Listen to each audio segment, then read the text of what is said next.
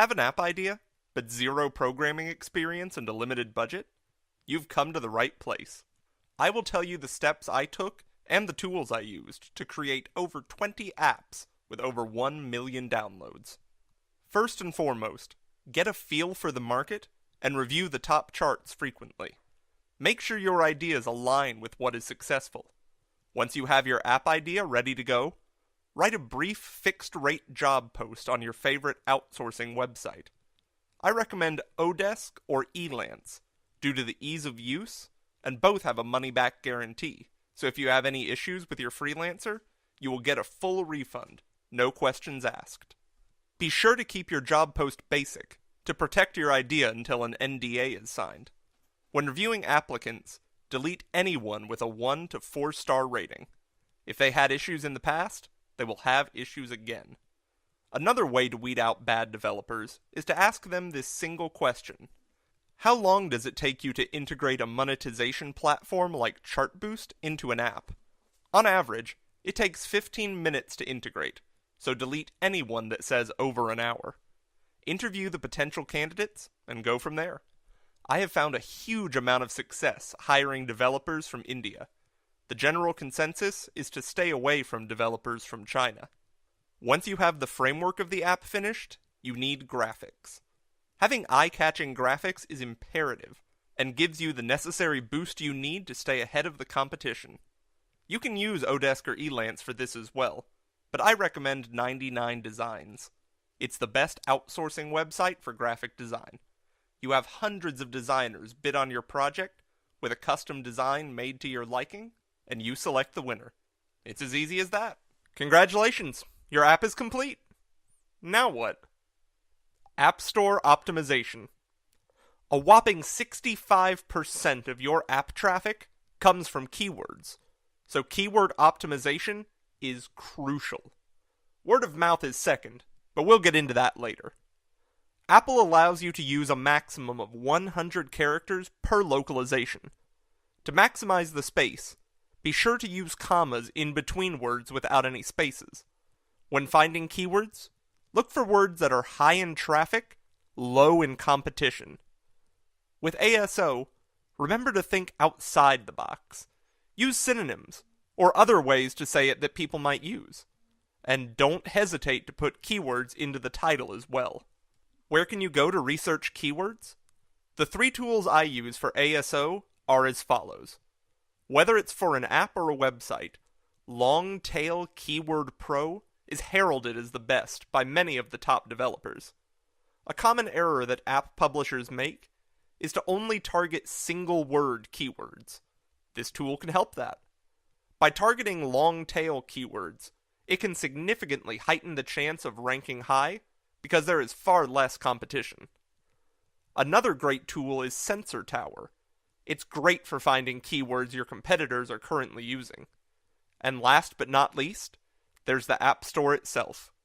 Start by typing your keyword into the App Store search bar, and the most popular searches will appear underneath, to give you an idea of what terms to use. Ran out of keyword space? An interesting loophole is that in the Spanish localization, any keywords you use in the name and in the keywords section gets indexed in the US store.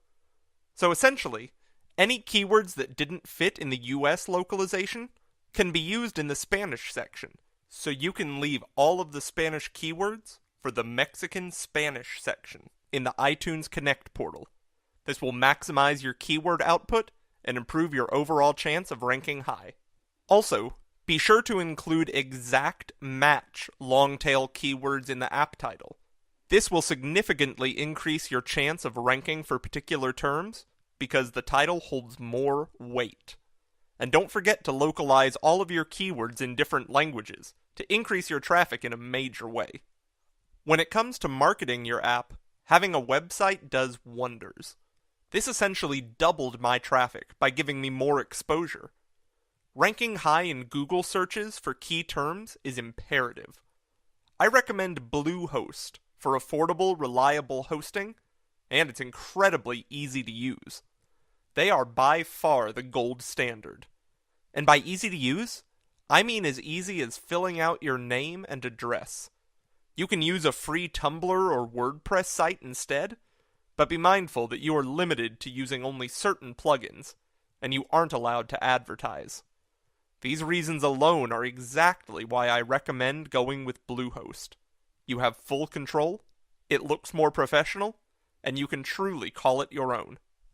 On your website, be sure to include all the essentials: app name and icon, description, devices it's available on, screenshots which should show the value your app brings, contact info, and a promotional video, which is the quickest way for someone to assess your app.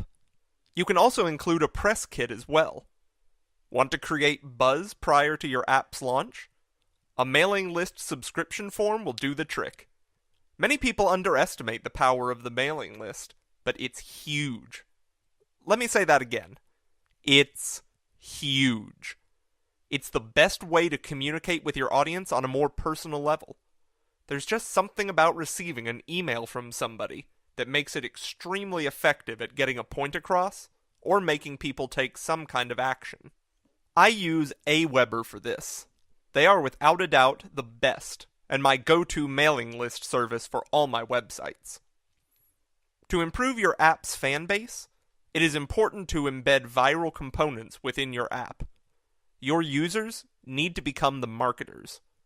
Remember when I said word of mouth is the second most important thing? A good example would be to provide incentives for sharing on social networks. Virality is essentially asking someone to take time out of their day to recommend or link your product for free. So what's the best way of having something go viral? Make it appear like it's not a favor. Make it something that's worth spreading.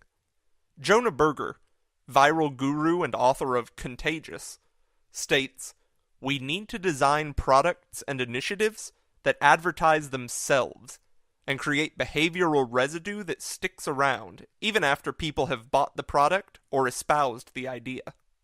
Keep in mind, users have to be acquired, and with a slew of apps in the App Store, a good idea is just not enough. You have to target the right people, not all people. So if your app is a fashion-themed app, your marketing efforts should focus on reaching out to blogs like Hypebeast or Fashionista. Have a game? Email blogs like toucharcade.com or 148apps.com and ask for an app review. Journalists are constantly looking for stories and love it when you make their job as easy as possible. Be sure to give them an angle to write about, or better yet, give them the entire story.